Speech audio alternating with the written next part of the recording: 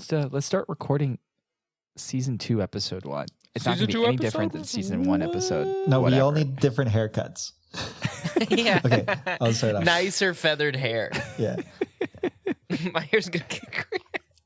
Season 8. Hey everybody, welcome to Trek to the Holodeck Season 2. Season 2. You probably can't see this because you're listening to it in your bathtub or whatever you do these days. In your daily commute from the bedroom to the kitchen.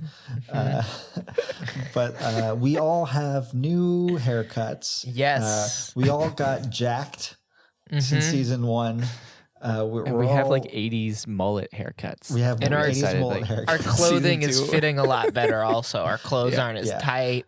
Yeah. And we're in 2 pieces now, not 1 piece, 2 pieces. They increased the camera budget and the lens budget, so now everything is shot in 16:9 instead of 4:3. Yeah, and it's that transition era where they were going from standard def to high def. Super Two nice. Takes Frakes. He directs a lot of our episodes now. There are a lot of cuts. But welcome no, to this is basically the same show. Yeah, it's the same show. Same show. But in 2021, season 2. And Trek I think, to the Darius, Holodeck. you said maybe we could arbitrarily decide 20-something episodes per season from here on out. Yeah, I think we'll just arbitrarily mirror Star Trek seasons, not Discovery and New Trek, because that doesn't. But old Trek seasons where we just have like 25 episodes a season arbitrarily. I like if we that. did 24, or if we did 25, then that gives us like 2 weeks off in the year. Okay. We could have a between seasons break of 1 week. Oh, and leave off at a big cliffhanger. What do you mean 2 weeks off in a year? There's 52 weeks in a year. Exactly. So that would mean we do 2 seasons in a year. There'd be 50 episodes. Gotcha. God, I was like, Jan, I really hope you know that there's way more than 26 weeks in a year. It's a new decade, man. It's a new decade, new rules. New rules, Weeks man. are 14 days long. Each week is a fortnight now. Oh, God. Welcome to the future, man. Right. Welcome to the future. What are we doing? What is this show? What is Trek to the Holodeck? Trek to the Holodeck is a podcast where we are finding and ranking all of the holodeck episodes in Star Trek. There are some listed out there, but some of them aren't listed. So we had to do the hard work of going and like trying to watch all the episodes to see where the holodeck content is. Yeah, and you might be asking yourself, what is a holodeck? If you've somehow stumbled in here and you've never watched Star Trek before, just pause it now, go watch an episode, and then come back, and then you continue. The holodeck is a room that you walk into, and holograms project, and you can just be anywhere and do anything, and it's cool. And the way that we judge those episodes is with a fair, objective system called the Drask system. Which we came up in season 1. Yeah, we came up with that in season 1. We're sticking to it because it's a proven formula. And Drask stands for dialogue, romance, action, suspense, camp, and stakes. And sometimes dialogue stands for drama, depending on... Jan is the only one who consistently gets that right. Yeah, depending on who's saying it, Drasks is drama, romance, action, suspense, camp, and stakes. Or if Dylan's saying it, it's just Drasks. There's no camp. There's no camp. And I say it incredibly confidently. What episode are we doing for this first episode? This one, we decided to do Deep Space Nine, episode 1 of season 1, Emissary, that originally aired on January 3rd, 1993, which on the date and where we're recording this is almost exactly 20, how many years, Jan? 28 years. Exactly 28 years to the date that we're recording this episode currently.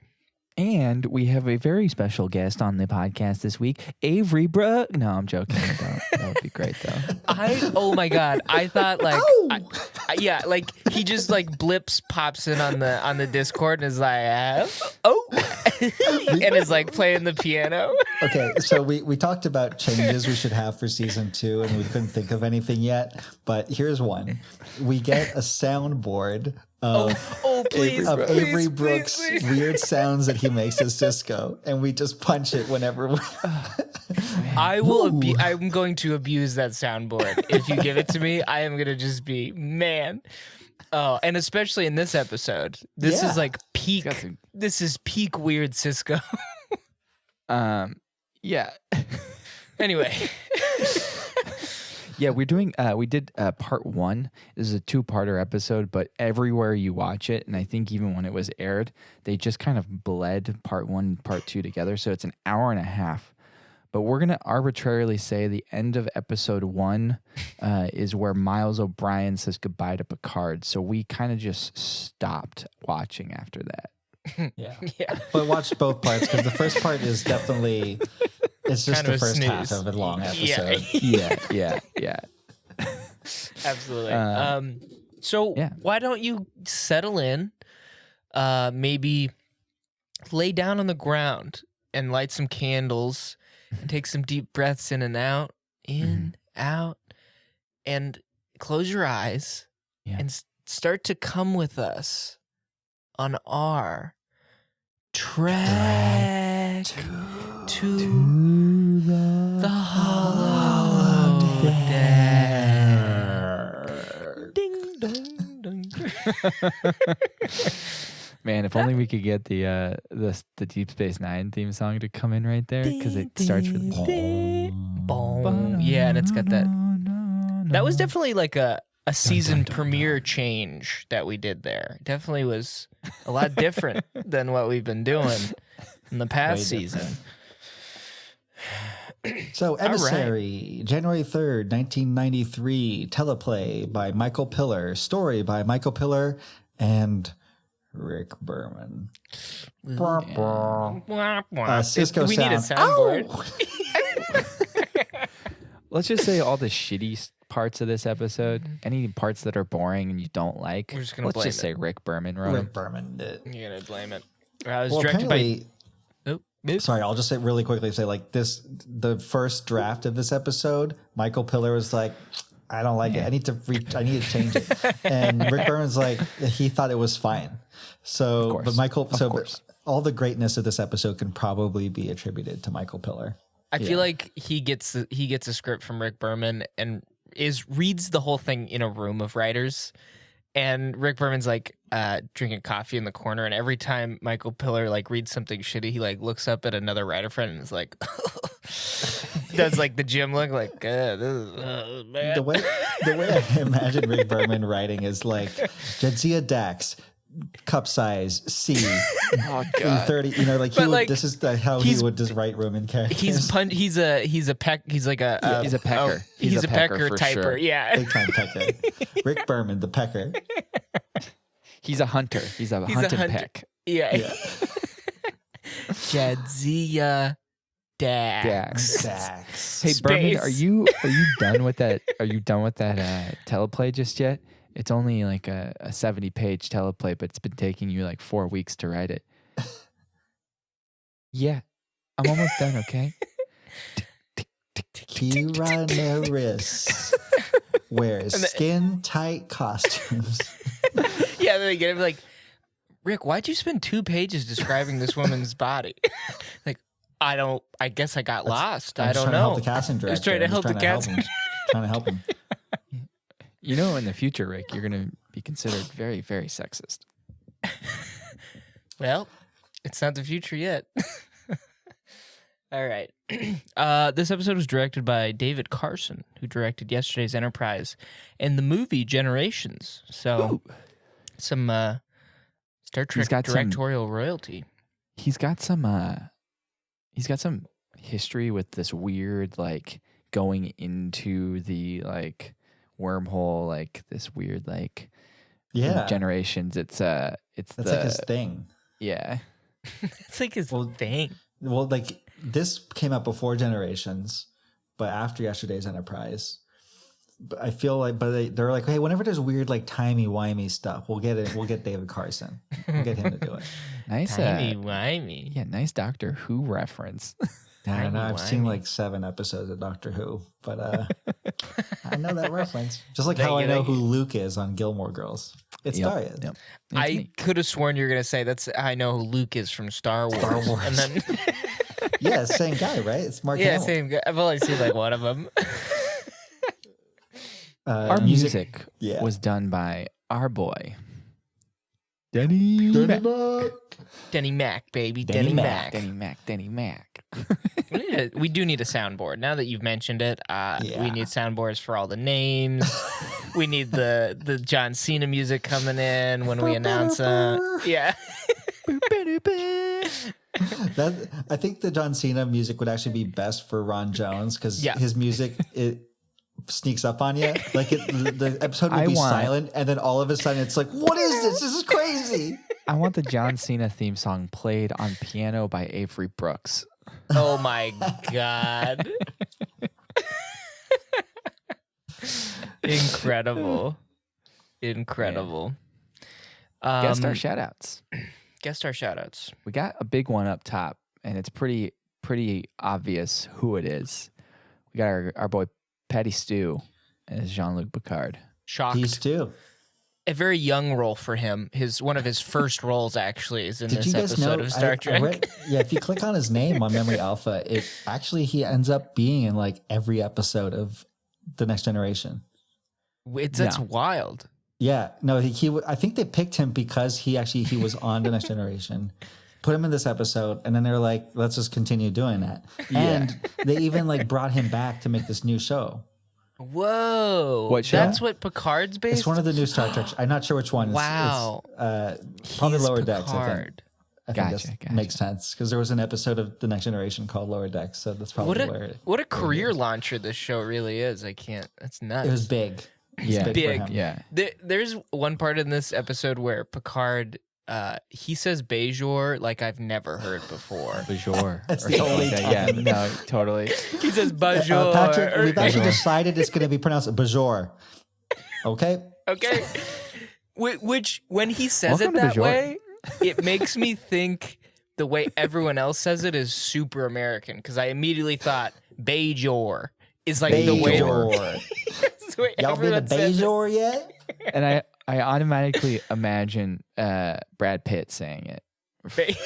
But Brad Pitt's character from Inglourious Buongiorno. Basterds. Yeah. Bajor. Bejor. Second best. He speaks the second best Bajor in here. It makes Bajor. sense actually. Avery that Brooks Picard walks says, in, Yeah. and Picard's being played by like a young Brad Pitt for some reason. Welcome to Bajor. On Bajor. Sorry, what were you going to say, Jan? Well, there are two things now, but it does make sense the way Patrick Stewart pronounces it. Because, I've been saying Bajoran for Ro and all of these Bajor. episodes, so it's Bajor, right? Actually, we've decided it's going to be Bajor. Bejor. Baywatch is a big show. So I'm going to say that they're Bajoran now? No, they're still Bajoran. But it's Bajor. Oh, yeah, that is weird. As usual, Captain Picard is correct. As usual. As usual. The other thing I was going to say is Inglourious Bastards, but it's Bajoran resistance fighters during the Cardassian occupation. I would like to see that. I would like to see that very much. With the cast of it's a Muppet movie, but with that it's just like a whole pop And culture cluster. Our good old Mark Alamo can reprise his role as Gul Dukat. I don't know if have you guys ever watched an interview with that guy? Mark Alamo? No. He's one creepy dude. Is he just as creepy as Gul Dukat? Yeah, there's the documentary about Deep Space Nine, and in the group interviews, I don't think he's there, but then he's in his own interviews, and he's always talking about he says weird things like, "Oh, she's such a beautiful woman" or whatever, and then kind of old man laughs and was like, "I really liked this character." He's just a really weird guy, and he's the kind of guy that would say "Oh, she was a real fox." Yes, and yes, you'd be yes, that's not offensive until you say it. Until when you say it, it's weird. Yeah, and it seemed like everyone didn't like him, but we're like, you're really good at your role, but we're not inviting you to the cast parties anymore. It's like, yeah, he's perfectly cast as Gul Dukat, who like every episode that he's on with like Kira, for example, I saw one creepy as fuck. recently, Yeah. and he's like, "Hey, Kira, you know, if things are different, you know, maybe." You're And like, she's get like, away "No." from me. Okay, all right. He's got like he basically plays the role as if he has sexual chemistry with everybody that he talks to. Literally everyone. Well, let's fly through these other guest star shoutouts because most of them are just become regular characters on the show. But we got Aaron Eisenberg as Nog. We got Max Grodenchek as Pit Boss Rom. Before Rom becomes like a pretty big character. I missed him. And we got he was running a what's Dabo it called? table. A Dabo table. And we got Mark Allen Shepard as Morn. And then J.G. Hertzler as the Vulcan captain of the What a name. Saratoga. He's just a Vulcan captain, and he eventually. goes down with a ship. He's pretty emotive for a Vulcan captain too. Yeah. But it's important to bring up because he eventually plays General Martok, the Klingon, who's a big character in DS9, and it also means that he is both in the premiere and finale of Deep Space Nine. Whoa, that's As really two cool. separate characters. Yeah, J.G. Hertzler sounds like a brand, or like J.G. Wentworth. go with J.G. Wentworth. Hertzler. 877 cash now. No, it's my money and I need it now. Sorry. We are not sponsored by J.G. Wentworth. No, yeah, don't. Yet 2021, baby. Yeah. And Camille Saviola as Kai Opaka, who has a very nice matronly aura to her. Who pinches his ear? That maybe that's in the second Earlobe. part. Pinches the Earlobe. First earlobe. part. That's it is the first part. Okay. Yep. Cool. What if do you think if somebody did that to you, how would you react? If she were like the Pope, which is what Kai She kind of Opaka is. is, Yeah. I'd be like, okay. All right. Hey, That's have, gonna you, hurt. have you met the I'd be like, Pope? I'd be like, look, dude, look. Yeah, I know you're the Pope. I know you have a lot of power, but like, can we not? Don't touch I'm my not earlobe. Catholic. Can we just not do this? If the touch my Pope like earlobe. sprinkled some water on your face, and you're like, it's holy. Like, do you think the Pope just does shit like that all the time? Like, He walks oh, no, around. that's Pope stuff, just normal Pope stuff. Really? Yeah, it's holy It's water. like that. It's like that joke where you come out of the bathroom and your hands are still wet and you like splash it on somebody. Yeah, that's like his practical joke. Like whoever his like assistant is or whatever, they come in and he's like, "Hey Jared, don't do the water. I'm not gonna do the water thing. I don't know what you're talking about. Just turn around." Turns around, splashes him with the water. Dude, I can't. You gotta stop splashing holy water on people. Speaking of her character, it made me think, like, have we seen in Star Trek a alien race, an alien species that has like a bunch of different religions like Earth? Because like I feel like in Star Trek, because they have so little time, there isn't a lot of like exploration of like this planet, like if it's Bajoran, this planet has like 10 religions. 3 of them are like the big ones, but it has like 10 religions. Most of the time it seems like an alien race has one religion, that's it, and they all follow that religion. I had the same thought, but about how big the planets are. Because when they visit the planets, like Bajor looks like this is what the people are, and they show like the big city, and I'm like, I think about Earth, and I'm like, Earth is fucking huge. There is no way that the whole planet just looks and thinks like this. It's just like how they look and think. But Dylan, in Star Trek, whenever we go to Earth, we only see San Francisco because that's all of Earth that exists anymore is San That's Francisco. actually kind of my favorite part is they treat Earth like an Like alien all the other planet. planets. whenever Cardass is like, oh yeah, I went to Earth. What they mean is they've been to San Francisco. Yeah. It's a very hilly planet. Very hilly. Very hilly. And they Parked my occasionally shuttle and I reference forgot to put the parking brake in. they occasionally reference Paris every now and then, Yeah, but as this exactly. like Yeah, distant yeah. place. Yeah. in a transporter future, we're so off track. In a transporter future, people don't really have a sense of geography either. Probably they're like, I'm just gonna go. I'm gonna go down to like the Tibet. I think later this afternoon, just hike the steps, come back down, beam into Paris, have a little snack. Right.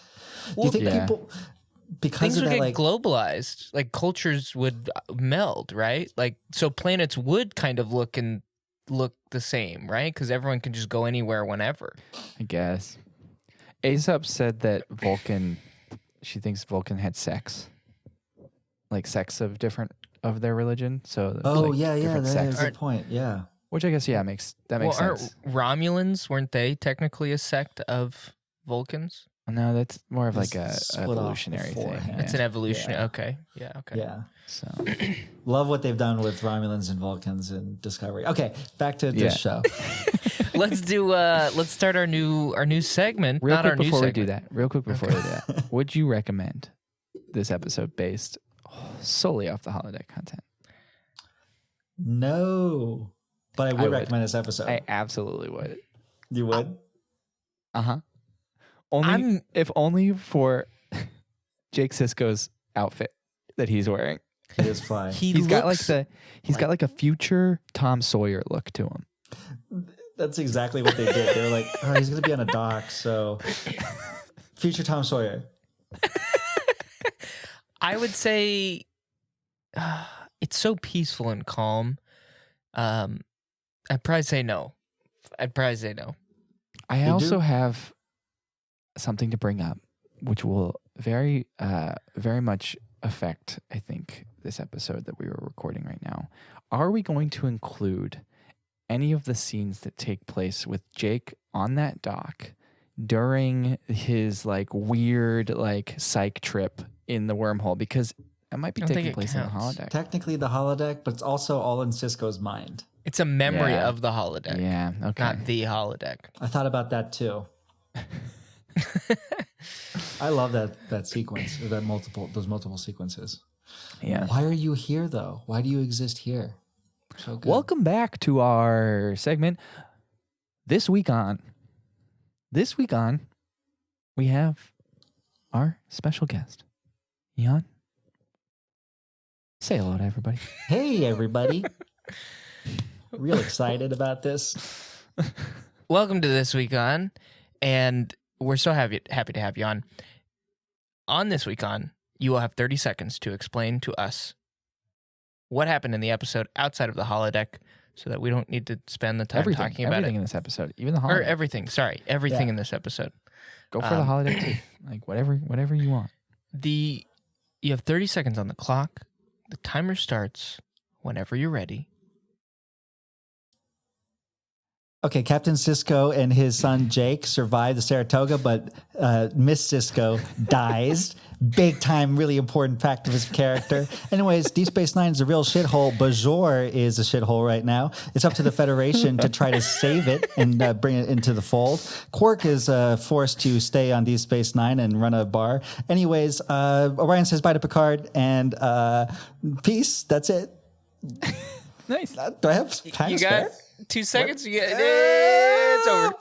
Yeah, you had like a good 5 seconds to spare on that. You did very good. What could I have added? I guess just we meet everybody. We just meet everybody. O'Brien kicks a machine. You could have added that. He kicks the replicator. The transporter and makes it work. Dirty secret of every engineer in Starfleet is, transporters are basically just replicators. Yeah. They're just replicators. We only use them on humans. But they're down underneath, under the hood, same fucking thing. It's terrifying. Good job. I think that encompasses Great job. Mainly everything. When I was watching it, going to what you said in the very beginning with Sisko losing his wife aboard the Saratoga, I was watching it with my girlfriend, and she was like, I like how he only thought about his wife, not his kid. Didn't think about his kid during this situation. Jake just happened to be with his wife, right. so he got lucky. Jake. But the whole time he's just like, Jennifer.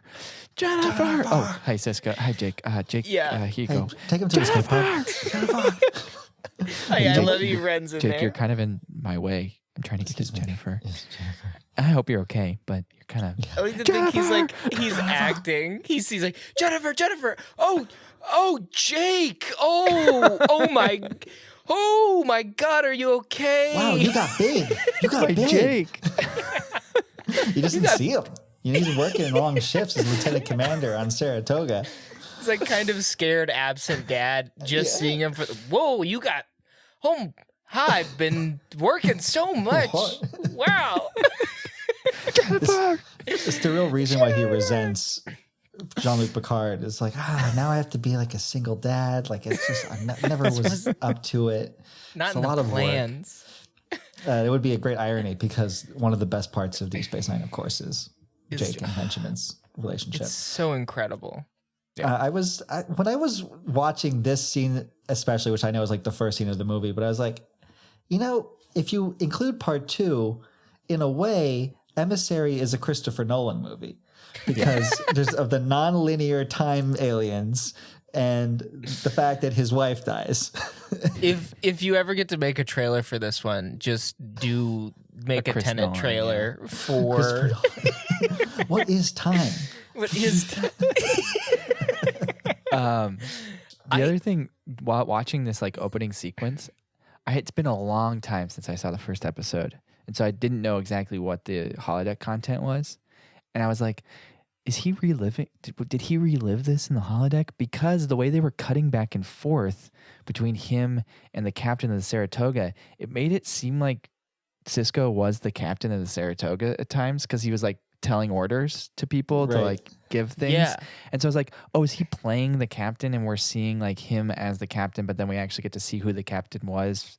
Like, He's trying to I like don't know, it just relive it. felt- It's like, what if this had happened Yeah. instead? If yeah, would he's Jennifer like have doing lived? the death spiral of like trying to get Jennifer to live.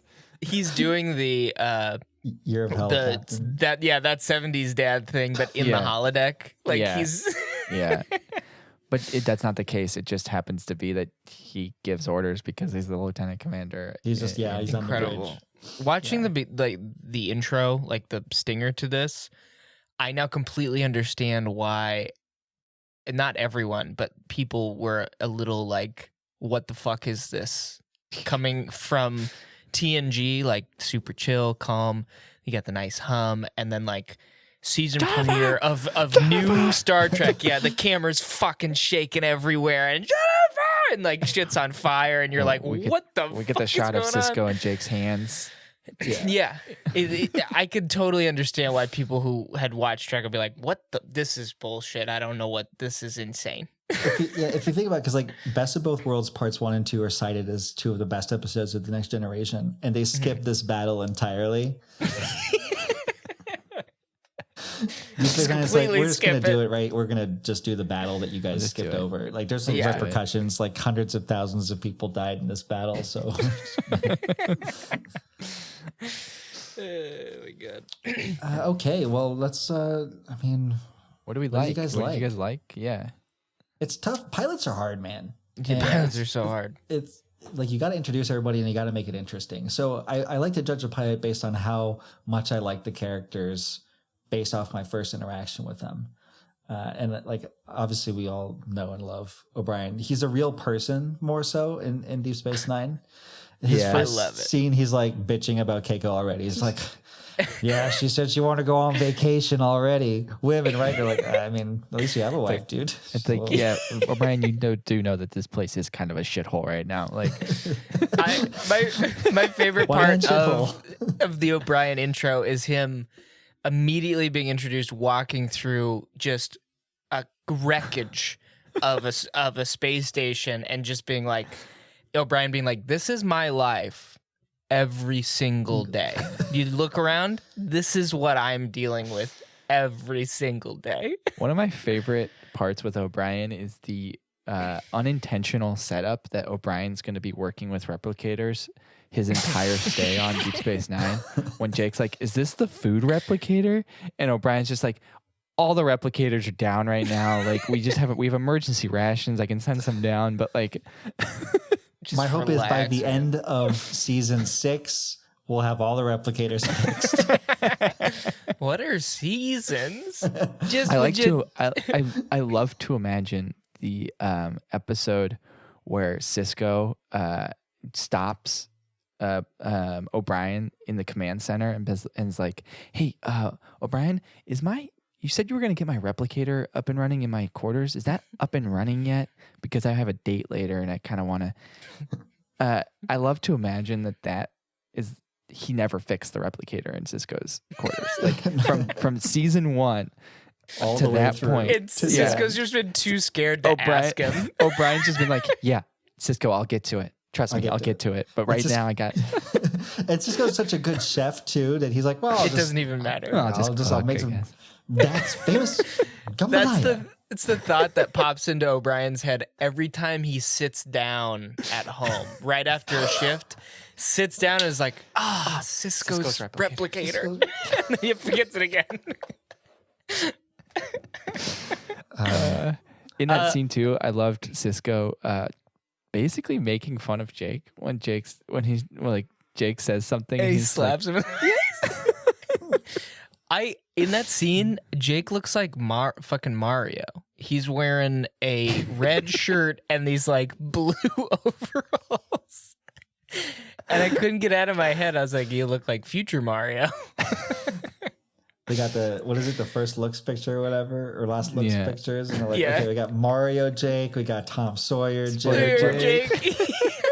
That's the look board. It's just Mario, Tom Sawyer. What was your first impression of Julian Bashir, Jan? Oh, he it sucks so much. He's so annoying. It dragged it down for me. Yeah, I will say forgot watching it for the first time in a while, I was like, oh, I always thought Bashir was kind of the asshole ladies man, but in this first episode, Bashir's like the nervous ladies man with Jadzia. He's like, oh, Jadzia, hey, oh man, I'm really nervous right now. Hey, do you mind if we go for a drink later or something? Like, you're real cool. The annoying part about him though is when he goes into the medical bay, and he's that rich kid who's like, man, this is the slums. I wanted to teach in the inner city. Really wanted to teach in the inner city. Like, I'm gonna teach these kids how to be cool. Like the worst. Bajorans need the leadership of the exactly. And Kira's like, are you fucking kidding? I will murder you. I will eat your head. Conversely, Kira's intro for me rules. Like, she's just she's awesome. Have you ever worked with Bajoran women? It's like, okay, O'Brien, I get it. You don't like your wife, but not every. You don't have to. It's like, no, you don't understand. You don't. All right, have fun. Okay. And I love that Cisco is just constantly not fazed by anything. He just sits there and she yells at him, and he's just he has that weird smile on his face of okay. And she's like, I'm sure you want the office now. He's like, well, I wanted to say hi first and then take the office, but you want to do it the other way around. That's fine. You can. And then she's like, I got to go take care of this. You don't need to come. And then she leaves, and it holds on him for a second, and he smiles and is like, and then follows. I'm gonna come. Yeah. God.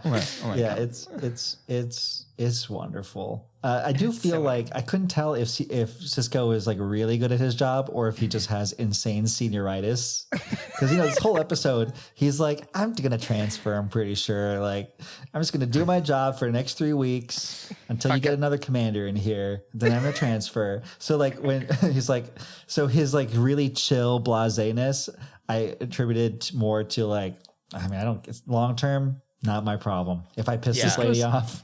Cisco's blasé-ness, though, there's a point where Kira's down there just working, straight up, just clearing debris out. And he walks up, he's like, Major Kira? And she's like, I don't know what you Starfleet people do, but everyone pitches in. Everyone's got, we got to do this stuff. And then Cisco goes without saying anything, but with this weird Cisco look, he just walks over, picks up one thing and puts it in the thing, and he's like, see, I do work too. Look at my hands. They're dirty. I'm like, Cisco, you picked up You didn't even break a sweat, dude. That was super condescending. I love that the scene in which Cisco goes and meets with Picard. I remember watching that scene for the first time and being like, man, this is tense. Like Picard's kind of being an asshole. But watching it now though is like the writing was so good because Picard like knows and he doesn't say anything. He just fucking takes it because he's like, I murdered a lot of people. And I feel and terrible I know about that. it. Yeah, And and we I all can't know, explain it to you. I can't even. There's nothing I can do to make you feel better. So you don't know what it's like to be assimilated. Totally understand, but like it's kind of the worst. I kind of like didn't have any free will. Like I couldn't decide to not do this. It's like my brain was hacked, and all the information in it was used to kill your wife, and I feel really bad about that. Thanks for bringing it up. Thanks for bringing it up. I just love that he doesn't even try to explain it. It's just like such a classy like adult captain move. It's like, you're gonna be pissed at me, go for it. Like part of me was just like, because the way that he kind of like he doesn't sneer, but he curls up. It's like, fuck, one of these guys. There's one on every ship. I get it. I was the cutest. If I could change things, I would. I would I'm not have sorry. been Locutus of Borg, but I was. Did I want to be assimilated? No. No. I tried not to be assimilated. Tried real hard. But it's the Borg. And I'm sorry, but Voyager doesn't exist yet. So it's not like we can just defeat the Borg whenever we want to. It's not convenient, I know, but the Borg were an existential threat to humanity. And I'm a living example of it. But okay. Sorry. Go do your job, please. Please. I do love our introduction to Nog. Classic. Nog being a full-on thief. Street rat with a huge guy as like his who's his that like guy? muscle. I wish that that guy Quark made him do it, because Quark is always pulling the strings on his stuff. Yeah, I think they say that. I think like Odo or something says that at one point of like he probably told him to steal that stuff and then Quark does oh my god, what are you doing? I'm gonna punish him, I swear. We're leaving. Cisco pulls the most like un-Starfleet thing and is like, I'm gonna kidnap your kid and put him in the brig, and you're gonna do what I want me to do. Well, Picard had just told him to be like, hey, do whatever you got to do to make this situation work. He's like, cool, I'm going to start like imprisoning kids. Stop and frisk on the promenade. I love that Kira's like, what are you doing? He's like, honestly, I don't want to have this kid in prison, but this is the way that they work. There's this thing called like the plea bargaining. Like, we got to do it or else he's just not going to. It just looks like he enjoys it so much. Whenever he does shit like this, he's like, "Oh, this is awesome. This is their mind's gonna be blown. This is so cool." Well, like Deep Space Nine is the Old West show that is Deadwood. It's like Deep Space Nine is Deadwood. It's the town versus Star Trek: The Next Generation and Star Trek. Those are all cowboys on a frontier. This one's like, no, this is just the town, and here's the marshal, and the marshal's got to keep order, and he's got to do things that we may not like, but it's necessary. Oh, that's did you guys I've notice never thought that? about So Star Trek. I couldn't. Yeah, it's great, right? Quark looks weird in this episode, and I couldn't put my finger on it. Then I read the trivia on Memory Alpha, and it's like it's Rom's nose. Wait, what? They didn't have time to make multiple prosthetics, so they just gave Quark Rom's nose. And I think that's why we don't see them.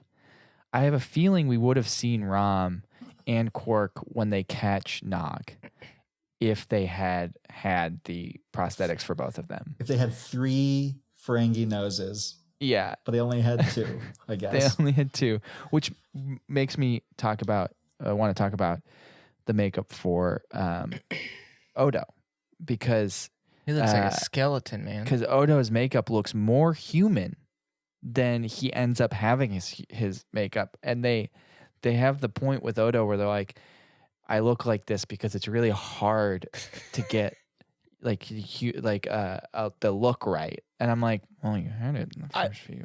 I like to think that Odo's like really hard on himself and is like, this is the best that I could do, and everyone's like, no, man, like you had it really good like last week. You did a really good job, and he's like, no, that was shit. Trust me, this is the best. I'm a shapeshifter. Okay, I'm a shapeshifter, and I know it's good. You guys don't know anything about shapeshifting. Get it? All right, Buddy, I'm just saying. Like at this point, it's like you've been Botoxed everywhere. Like by the end of the show, that's what he looks like. He looks like he's just had a full body Botox. It's so like stretched and smooth over his ears and everything. His new hairdo is like a few more pumps of Botox. Like each season, it gets kind of puffier and puffier and smoother. Hey, Odo. I've never like known what's appropriate or not to like comment on, but you know that like we have lips. Humans have lips. Just if you just were to add lips, I think it's like, no, man, lips are impossible. Look, I've tried. I've tried.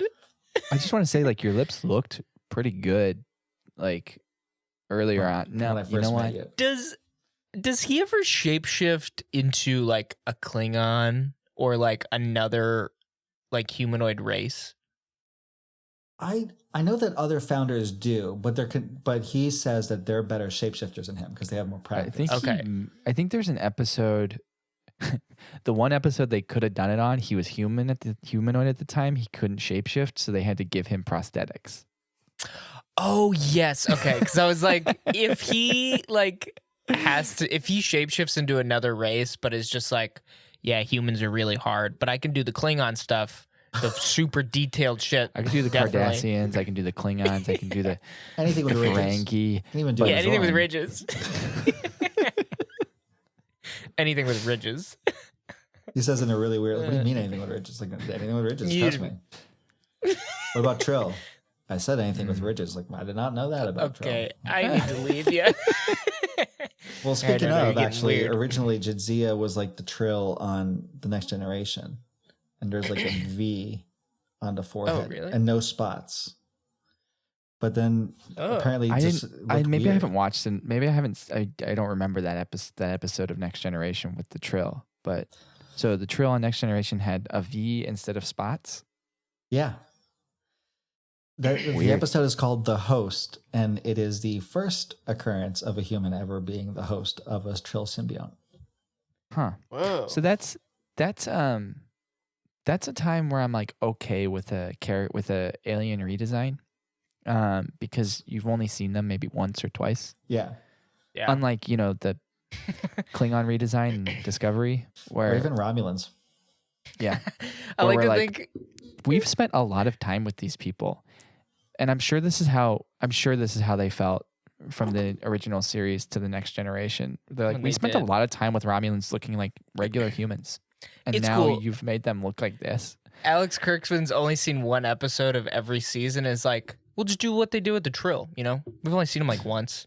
That's no problem. Actually, just like 13. I mean, Worf is the main character. No, but they changed the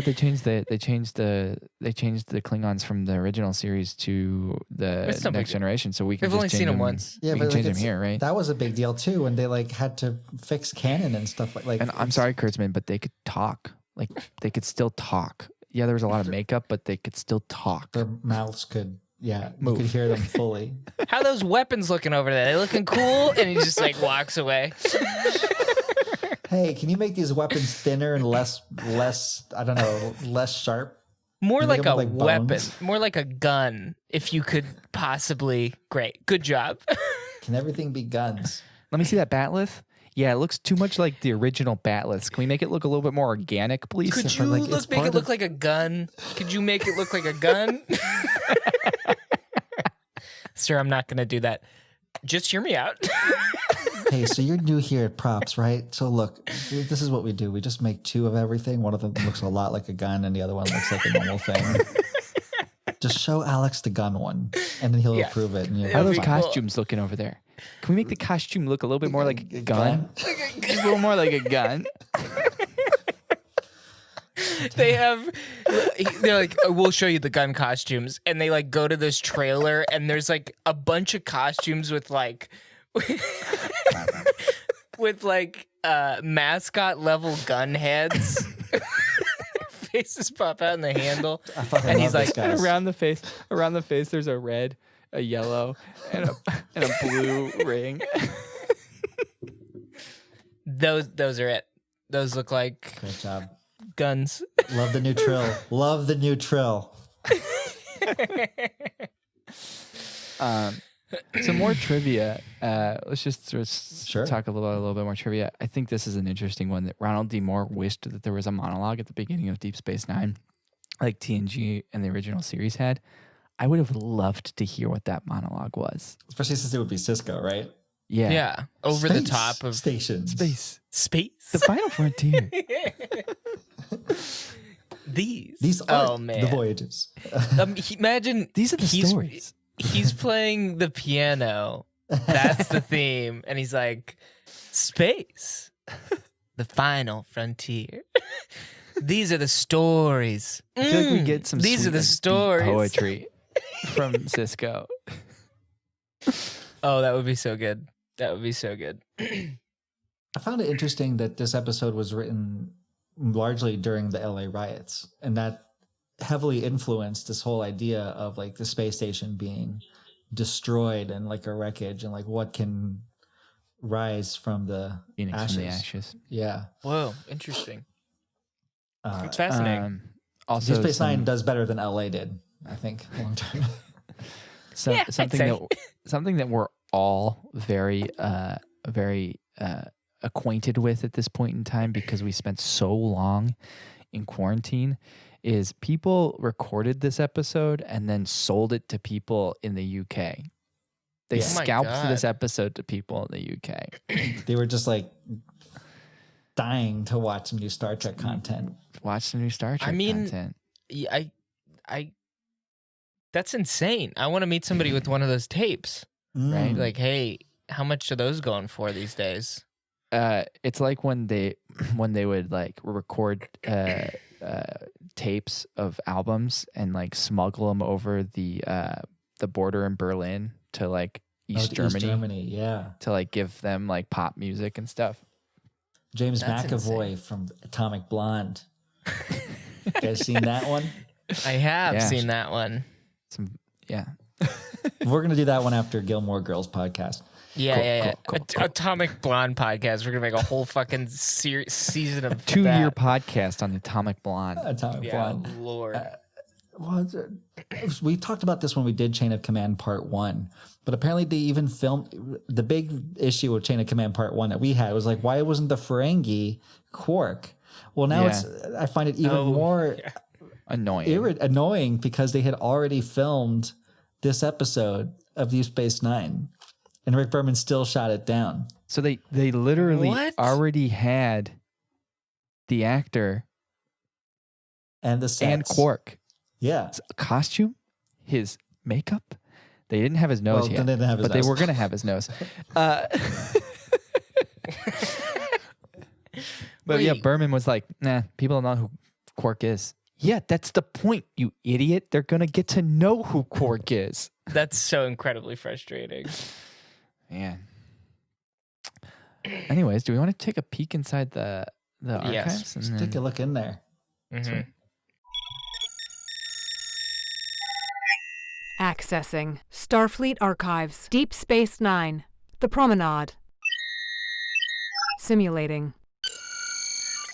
You may now enter the holodeck. Pert Lewis, is that it? That's me. You are Jim Space. Tom Space. Tom Space. Sorry. It's okay. I gotta Yeah. hear it twice to remember it. Tom No Space. worries. No Mhm. worries. Yeah. I was just coming from you know O'Brien? Yes. Chief Terrence O'Brien. Yeah. Mhm. I was helping him out with one of the food replicators Apparently, they're all Oh. down on the station, and They're nobody all- can get them up and running. Oh So, yeah. man, I was gonna have a nice bowl of shrimp. Is what I was excited for. Is a nice bowl of shrimp. Oh, I love Dang. a good old replicated shrimp. Yeah. Greetings, ensigns Tom Space and Pert Lewis. Am I correct in excuse me, I am a bit nervous. Identifying my two fellow ensigns. You got our Oh. names right, but you pointed to us in the wrong order. Yes. Oh. You just flip it. So Yeah. you're Tom Space and Yes. you're Pert Lewis. That's us. And you are, sir, Oh, Peck. Low Peck? Peck. Mr. Peck Mr. Lopek. or Mr. Lopek? Where does the apostrophe? Mr. in that Lopek go? was my father, who unfortunately died on the Saratoga at the Battle of Wolf 359. I'm sure you've heard of that. Oh, I was on the Saratoga. Oh, you were on you the Saratoga? were on this. Oh my God. With Yeah, I was Commander an Benjamin Sisko. Yeah. I was in engineering. I spent a lot of time on the lower decks, like low decks. So Mm-hmm. Yeah, be there understandable aren't that if we many didn't. decks on a Miranda class starship. You must have been low deck. very low, Low decks. deck. Man. Yeah. Well, my father was captain of the Saratoga. He was the Vulcan captain. I don't know if you were aware. He died in battle. Oh, Yeah. I'm so When you're sorry. that low decks on a ship, you don't really get much face time. It's almost like every captain is a captain, you know? Oh, Yeah, everyone Interesting. above you. Yeah. Yeah. What do you guys think of this Uh, place? It's really something, huh? it is what we call on Vulcan a shithole. Oh, It's a fixer-upper. I'd say yeah. It's more of a I don't know about a shithole, but Oh, sorry, shithole is a Vulcan word. The universal translator is not picking it up. Oh, oh, it's one of those ones that shithole. where you guys have Gotcha. a word for something We- and we we don't do. have a translation for. Exactly. Gotcha. It means a work in progress that will see fruit within centuries. It's a fixer-upper. fixer upper. Just like So we do have a word for it. Yeah. yeah. So the universal translator just Well, kind you of have fucked up. multiple words for it. I will talk to O'Brien. Maybe we can get that fixed. Oh, Miles O'Brien. Yes. Miles O'Brien. What is his Thought it was what is his rank? Terrence. It's not clear. It says chief here. Chief. But we're all officers, so technically we're his commanding officer. Well, no, I'm ensign. Well, and yeah, he's same. chief. He's Well, chief is an enlisted rank. Yeah, but he has a rank within Starfleet, right? Yeah, it's Yeah. chief. Like he's What- the best of the lowest. That's low decks. chief. I Yeah, feel like O'Brien bosses me around, so I feel like he's ahead of me. Nah, Yeah. you're his boss technically. Well, I'm gonna keep taking orders from him because he seems pretty like. Hey, what uniform? Because I'm wearing. I couldn't decide this morning. I Yeah. had the one with the, So the I've one been we wear on wearing- starships. Whenever I'm going to the command deck, because Major Kira's up there, and she gets a little like short fused, I will wear a Bajoran uniform. Whenever I'm with Miles O'Brien, I'm wearing a Starfleet uniform for Deep Space Nine, and then with I've the had to color go up top. back. Yeah, Yeah. I've had to go back to the Enterprise a couple times, and I've just been going back to the old Enterprise uniforms because huh. Picard might get a little. I've this place has been so chaotic. I've taken the liberty of modifying my own uniform with some fur. I don't know if you guys see this nice fur I did on notice the the fur. shoulder. It's good. Yeah, I thought there's just so much chaos going on that nobody's really gonna notice, and they might see it and be like, "Hey, I want one of those." You know, Are you trying 'Cause, to set a trend? I mean, yes, and I hate to use this word, but I am an entrepreneur myself. Here's my business card. Pertilus P. Lewis LLC. I almost actually. You see Quarks over there, that bar that's bumping. Oh yes, Yeah, yes. yeah. An enjoyable venue. It was a, as you like to call, a shithole before, in the midst of the transition, and Quark was leaving, and I was going to buy the space. I already had purchased it to open a bar. It was going to be your shithole. It was going to be my shithole, yes. And unfortunately, Cisco made Quark go back, so I lost the space. But it's Oh. cool. It's No cool. offense. I'm kind of glad he had Quark go back. I mean, What, Dabo you is one don't- of my favorite games. I mean, we'd have Dab. It's not like Dabo's gonna go away. We would have had Dabo and things better than Dabo also. So what are you going to do instead? Oh, it's cool. I'm gonna open a nice little like clothing shop, like a boutique clothing shop. Maybe kind of like be a tailor, maybe. So I can make custom uniforms for people. I'm reading what off is- the pad why are you here. Actually, sighing? there's the only Cardassian who stayed behind. Actually opened up a clothing shop. Yeah, he's a tailor. And he bought up all the patents for opening up a clothing shop on Deep Space Nine. And not to mention he's a Cardassian. So He's if Cardassian. any Are you serious? competition, and he's just gonna, you know. Off, yeah. Oh my god, I can't. How much Okay, did well, you invest in all of this? I don't really want to talk about it. It's not like a lot of money or my life savings or like anything like that. But it was quite. Yeah. You know, I already don't like Cardassians, so Right. this is just making it worse. I'm sorry, I'm getting a communication from Commander Cisco. He wants to grab a drink.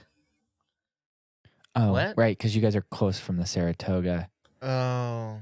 Yeah, I'm sorry about yeah. your father, by the way. I mean, Yeah. being on that ship, I totally understand the idea of loss. You know, Yes, well, as a Vulcan, I'm lost not something, supposed too. to say, "Oh, you lost something." What did Was you? it a family member?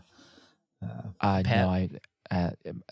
I had this uniform that I would wear every day, and it was like my lucky uniform. And in the battle with the Saratoga and the Borg, there was a lot of fires on the lower decks, and Mhm. There it were got fires a, all over the ship. Yeah, I got a lot of damage to it, and so I had to leave it behind. You know, But you like, were I couldn't you bring were it with wearing me. your lucky uniform during the Battle of Wolf 359. Yeah, Did yeah. it come off of you at some point? Did it like No, burn no. off? Do you have any I had it on burn? the whole time, and honestly, I think it's the reason why I survived that whole battle. I think that's what was going on. How'd you lose it? I guess I had to really. take it off because at the Oh. point where I was getting onto the shuttle, it was like there was almost nothing left of it, and so I was like, I want to give it a burial of sorts. So I put it down. And they were a little pissed off at me because I was in my underwear on the Yeah, that escape must pod. have been an awkward ride. Yeah. Sounds like you harbor a lot of emotions. And Anyways, I just wanted to say I can feel your loss, and so I'm sorry, Lopek. It is a little bit different than losing one's father, but I don't know Thank if it would you. be that. I mean, it meant a lot to me. So it just does not even seem like it was a lucky uniform if on that you were wearing it on the yeah, on the day the Borg attacked the Federation.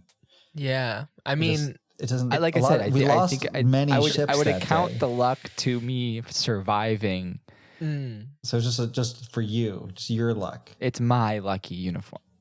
yeah. Okay, so everyone else would probably say that's the unlucky uniform because a lot of people died and were, assimilated. If you weren't yeah, wearing that uniform, perhaps you would have been assimilated. Exactly. Yeah. Crazy, right? Yeah, that would have been. Man, That'd could been you bad. imagine if I got assimilated? Well, That would've now it could sucked. happen because you do not have that uniform any Yeah. I longer. didn't even think about that. Well, I'm gonna go. I told O'Brien that I'd try to get some of these food replicators up and running. Right. Mm-hmm. So I'm gonna go. I better go. Oh shit! I'm fuck. I'm in my You're in the wrong Bajoran uniform. Yeah. Yeah. All Do right. You're you gonna want to need- borrow mine? You have red, and I would need yellow. Yeah. No. I it could would be give you a wrong. sweet deal on like a portable, like a portable uniform replicator. They're really hot. I can't buy your mistakes right now, Pert. So thank you. Okay. Oof. All right. Well, it was very nice to meet you, Tom Space. I'm going to go drink at the Though. You guys bar. wanna get a That drink should at be the bar mine. later. Oh, yep. Okay. Well, Yes. by myself, not with you, Tom Space. All right. I'm sorry. I'm Sorry. trying to- It's a fresh wound. I apologize. It feels like this conversation is a much darker tone than if we were in a different place. Yeah. I feel like Yeah. it's the space station, right? It's just a space really station dim. or It's really yeah. dim. They're not. It's on really light. dim. Things are kind Yeah. of shaky. It It's seems hot. like It's hot in here, right? seems like It's really somebody's hot. holding the space station with their hands, and it's kind of shaky. That's what it feels like. Yeah. I'm going to go get those replicators done. Yeah, I'm gonna go get pissed drunk with Commander Sisko. I'm going to look at you guys. I'm going to get drunk by myself and watch you guys get drunk, and then maybe wander over at one point so that I can be friends with Cisco also. Yeah. So I do just want to point out that O'Brien does switch uniforms very quickly. Oh shit! Yeah, I forgot about that. Extreme. Like Cisco gets there and O'Brien's already in his new uniform. Like, did he only have one when he was on the Enterprise? He's like, finally, I got some new uniforms, fresh threads. Damn. Yeah, but like on every other Star Trek show, people are like, I'm gonna wait a while before I change over. So this is also the food replicators are down. But does that mean they have like replicators for the uniforms, or someone like is Garrick over there sewing these things by hand? Just like speed sewing. Like here you go. Are coming in. I also find it fascinating that O'Brien changed to go say goodbye to Picard, because as we know, Picard is hella lax with the uni policy. Especially at this point. Especially at this point. Yeah, he could have worn like a fucking t-shirt and a leather jacket and he would have been like, it's been great knowing you. I like to imagine O'Brien was in a t-shirt and shorts, right? And he was going to head back over and somebody was like, "Hey, O'Brien, where you going?" I'm head back over the Enterprise. Going to say bye everybody. Hit a bridge. He's got you're not gonna get into your dress uniform for that. Why would I? I'm just saying goodbye to everybody. Yeah, but you know you probably should like look. You got oil on your shirt. I mean, I'm the mechanic. Cracks a beer. Chief. I'm I'm chief. I got chief. a promotion, baby. That's chief to you. he transports over. He's still in his shorts and t-shirt, and the replicator, the transporter was like, whoa, O'Brien, what is going on here? They've never seen him outside of uniform, and they're like, whoa, what the? O'Brien, we gotta get you a uniform. What are you doing right now? Like, transports onto him some. Yeah, he's like, what? I know Picard is super lax with the uniform, but like that's going a bit too far, O'Brien. I just want Picard to see the real me, okay? Just want Picard to know that like I'm leaving the Enterprise to get a break from doing so much work. The vacation, buddy. Basically. All you did was just make sure the transporter worked. Yeah. All right, I'm leaving. This has been All right. nice. You know what? Get out of all I transporter did, room huh? 3, please. Get out of here. This is my room. Yeah, this is my transporter bay. All right. I also want to say, and I've said this before, this show would look so beautiful if they remastered it, because there's Remaster it. Can they just so remaster many- all old Trek? Can we just get a remastered Voyager too? I would do that. Like, I don't need lower decks, right? Like, you take that money and you put it into remastering all the old ones. I would maybe Lower Decks almost is gonna be take cheap that. compared to one episode of Discovery. I say That's true. Skip. Do like Skip 9 episodes of Discovery next year. And Use that Do 30 an mil. 8-episode Discovery season, and spend those 2 episodes on remastering Voyager, Deep Space Nine, and just throw Enterprise in there while you're at it. I know Enterprise was shot during HD times, but like It'd be easier to just remaster it remaster. anyways. Give us a 4K Blu-ray of fucking Enterprise. That I can play on my PS5, baby. Baby. PS5, baby. All right, let's talk holodeck stuff. Not a lot. The one thing I do want to point out is that when they exit the holodeck, they kind of jazzed it up a little bit, because there's the yellow lines, but they also threw in some blue crisscross lines within each square, which I thought was fun. Nice touch. And this is on the Enterprise, right? I don't think it is.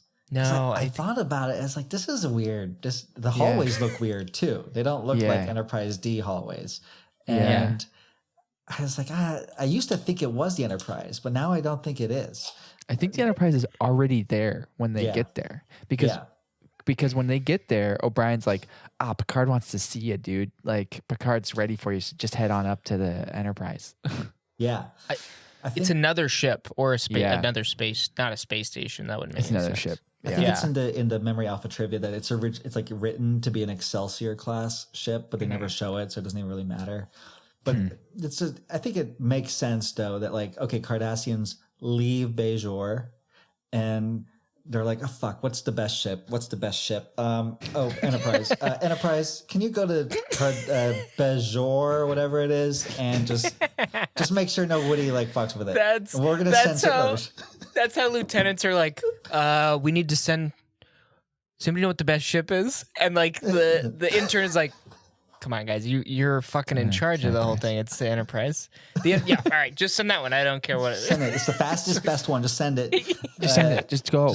Just send it, and then Send the we'll fastest, figure best out. I'll look at the manifest here. What's there's a guy, Commander Cisco. We'll send him. Just send He'll him. be the commander. It's a guy at Starfleet with a spreadsheet, just like Riker. It's like It's Riker. yeah, It's he's Riker. He's figuring It's it Riker. out. All right, I got this one guy who was at Wolf 359. We'll just put him in there. He'll be the commander. Pasting. He's pecking. We're gonna give O'Brien a promotion to chief. I guess he's going think to be in charge. It's slots. It fits. It does That's fit. fine because It's then I not- can replace it it's- with. Yeah, okay. He It's fits. not Yeah, and then I preventing me can. from doing it, so it's okay. Like the programs. I'm not All getting right. the. I'm not getting the ding sound when I put him there. It's Yeah. not telling me no. Great. All right, we're getting way off track. Cool. Let's talk about this holodeck content. There's not a whole lot of it. Is Cisco walking onto a dock where Jake is fishing at a pond that I'm assuming is in New Orleans? I'm just assuming it's in New Orleans. I'm a little disappointed they never revisited this place because they set it up as like the place that, dad and son are going to talk. They love fishing. And then they just never go back, even says, talk like, let's- about fishing. He even says like, let's just bring the lake with us. Yes. Yeah. But he forgets to. He just leaves the thumb drive in his temporary quarters. He's calling later, like, "Hey, I promised my son that I would bring that holodeck program over. Have a little continuity." He's like, "Oh, we cleaned that thing out. We That's replicated. right. That's wiped. Yeah, we just wiped it. Everything's recycled. It's kind of Looks- our policy as a hotel ship that transfers people from one space station to another. hotel We just ship. want to make sure kids don't walk in on pornogaphy. Yeah, we 'Cause gotta that would wipe be 'em. bad. That'd Gotta just be wipe bad. him every time. It's wiped. Hey, Oh, is there Dad, a can we go to the bathtub? lake? Son, I'm so sorry. Yeah, We're we gonna can have go to to- the lakes, Jake, just in a little bit, right? Just in a little bit. Just a And different lake. That's until Jake stops asking you to go to the lake. It's like in a little bit. In a little bit. Yeah, he knows that it's never In a little really bit. going to happen. Oh, God. Part of his childhood is lost. Also- It's basically we an got- exposition scene. Yeah. We got Jake fishing as future Tom Sawyer. And he's it. so bad in this scene, acting He's wise. a kid. He's a kid He actor. comes so far, just like watching him like become an actor, especially from this point, you're like, oh, you're a child. You are like a child. And it's not easy stuff to say, like, what is the space station we're going to? This is the exposition. Oh, Yeah. Okay. All right. I guess we'll, it's not a really dynamic scene to play. No. Yeah. But he's pretty good though in the echo, in the wormhole. Yeah. Yeah. He's much better. Yeah. The rest of the episode, he's a lot better. Just that one scene in particular for some reason. Yeah. Yeah, Wanna there's rate nothing really. Let's rate it. Okay. Yeah. There's not really much else to talk about. I do like, he's like, will there be kids there? And Cisco's like, there's gonna be like so many fucking kids there. 2 episodes later. So there's like 12 kids on the space station. There's like one kid that you'll become friends with, but that's about it. And he's kind of a thief. Yeah, he's kind of a piece of shit. Like, I'm not even gonna approve of it. Yeah. Okay. So let's see here. First episode of the year ranking, dialogue. 1. 1.5. It's so Again. exposition. It's so Yeah. like, well, let's just get all this information out. I'm 1 point for the we'll take the lake with us. Or Okay. whatever. That's a good one. Yeah, I'll give it That's a 1 good point line. as well. Romance. 0. Big ol' 0. If we're counting his brain Love for his- imaginations, Child. which His we're not. romantic view of the world. Yeah, that beach scene is wild. Action. Yeah, 0. Action. 0. Yep. Suspense. What Are there ship gonna be they on? kids? Are there gonna be kids at the at the space station? 0. 0. Okay. Camp. Tom Sawyer. Tom Sawyer outfit. The camp there's more camp there than not, and I'm gonna give it a 3 just for I love the outfit. I love the outfit. It's Great the reason outfit. why I say you should watch this episode for the holodeck content. I'm gonna give it a 2 because it's there. And I'm going to give it a 2 as well. Stakes. 0. 0. 0. Man. Pretty mean, brutal. Okay, I guess there could be stakes in the fact that like Cisco's trying to like Connect. break the news, not break the news, but like make sure Jake is okay with this. Okay. He's going like, anyway. Like Cisco's walking in there and Jake could be like, "Fucking hate you, Dad. You pulled me away from all my friends. I don't want to be here." That's what they would do now. Yeah. In real life. It is what they would do in any TV show now. It's like, he's mad at me. He's mad at me because we're transferring again. He's Yeah. doing fake drugs in the holodeck. He's doing heroin in the holodeck. Was it real? Is it real heroin? No. No, it's fake. I'm gonna keep my 0 rating though because I just don't think the stakes are very high. The stakes are, is he going to remember to save the holodeck program? And he doesn't. Yeah, I'm going to keep mine to 0 as well. Okay, computer, give us the first score of the year. 0.61. Nice. That's would've been got to be worse if I didn't last give it a place, 3. right? It's ahead of the outrageous Okona. We really hated the outrageous. What's funny is like people like that one. They're like, oh yeah, I want the comedy. It's like, that sucks so much. Okay. Yeah, we really shat on that one. That is crazy. It's crazy that We must have this not one even given it a high camp score. Like a camp score should have been. I think we Saved didn't give it it. a high. I think we didn't give it a high camp score because we were like they were trying too hard. Yeah. it felt wasn't funny. We gave it a 2 for cap, just to be clear. I gave my a higher camp score to this than I gave to the outrageous Dakota. That was clearly an example of us really being super subjective. But fuck that episode. That episode sucks. But it does have a Sorry. great Ron Jones score. I mean, we does. we do have training at the Upright Citizens Brigade Theater, so we kind of know what we're talking about when it comes to yeah, the former Upright Citizens Brigade. We're legacy. Think about that. Well, I'm sure they'll be offering classes. They are still offering classes, aren't they? online. They're still doing online classes. God damn. Okay. Yeah. We'll do that when UCB is officially canceled, and we'll do a series on that as well. Okay. So what should we do next week? Should we look at our list of TNG episodes? Should we do a Picard episode? We could do a Picard episode. Let's do a Picard episode. Yeah. Just because. Let's do it. I think that would be fun. I'm trying to What's figure the out first which episode season- that they have his the office holodeck. in? Yeah. This La Sirena, right? Yeah. Yeah. Oh, see well, there's a YouTube video that's called "Holodeck Mistake in Star Trek Picard Episode 4." So that just makes me want to watch that one. Let's just do that one. Yeah, Episode 4. Episode 4 Picard. What is that one called? Absolute Oh. Candor. Yo, this one's fun. It's with the guy with the sword. This one's a good episode. Sword actually. I like Romulans. this one. Sword So, Romulans, yeah. yeah. We're gonna do Absolute Candor. That's season 1 because there's only one season right now. Episode 4 of Picard next week. Yeah. He wears a Cool. fun hat in this one. I do. You know what? Just to throw it out there, I do like that they brought it back these types of Romulans in Discovery. I like that Yeah. a lot. Yeah. Great. Well, thanks for listening. No, go for it. Go for it. I was just going to say thanks for listening. That's it. That's all I got.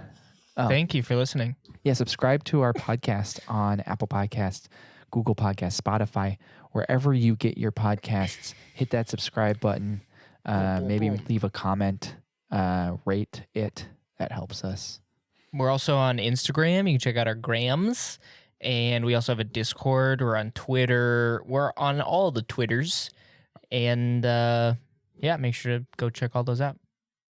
Computer voice was provided by Verona Blue. Thank you, Verona. Intro and outro music is by artist Bodyline, used with permission from Midwest Collective.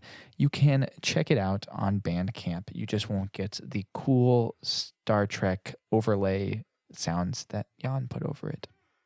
And we also have a really exciting announcement in the new year, 2021, the new year. We have become an officially sponsored podcast by CBS. No, we haven't. We have definitely not. We are still a fan podcast. We still have no affiliation with CBS, Viacom, or any other Star Trek rights holders. I want to start the year off okay by just being neutral to CBS, Viacom. I'm not gonna be pissed off at them just yet, but I'm also not gonna be like buddy. Guys, what I'm going to do is I'm going to make that trailer for Emissary like a Christopher Nolan movie. And it's going to be so much like Inception that Warner Brothers actually pulls it down. So that way we can have a rivalry with Warner Brothers instead of CBS Viacom. Fuck yeah. Yes. I love it. All right. Yeah. Thank you so much, everybody. Thanks. And transmission.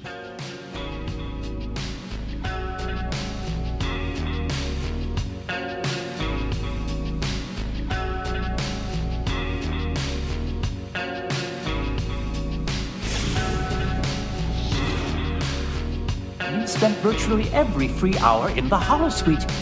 And for a while, I almost forgot he was a hologram. That means the holodeck safeties are off. Computer, execute complete shutdown of the holodeck. All holo simulations have been terminated.